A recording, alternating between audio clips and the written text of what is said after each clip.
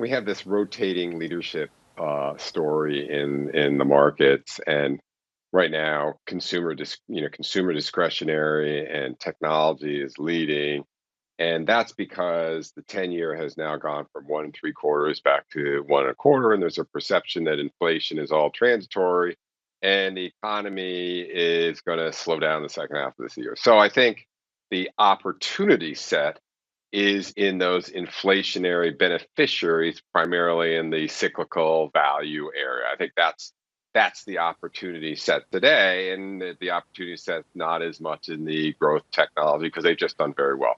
I would have a balance in both camps, but on the margin, I'd be buying in the cyclicals because the sentiment, especially in the bond market, has really swung from, oh, it's inevitable going to 2% to, well, maybe we'll go back to 1% on the 10-year. And I think that's creating opportunity.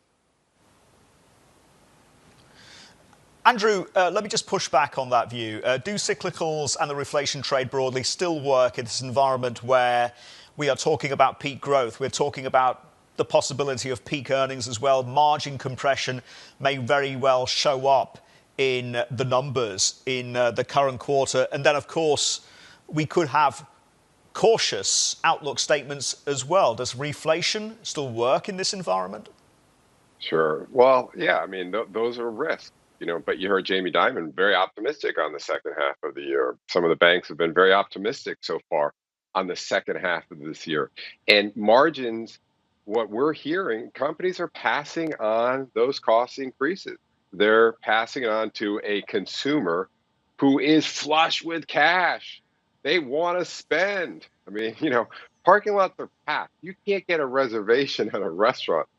People want to spend. So I think the margin peaking or margin compression story is not going to happen. And that's what we're hearing from companies so far that have reported. So I'm pretty optimistic on earnings.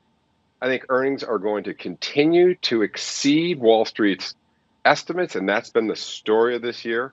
Consensus has been too low, and revisions have gone up about 14% year to date. That's a big reason why the market's up a lot here.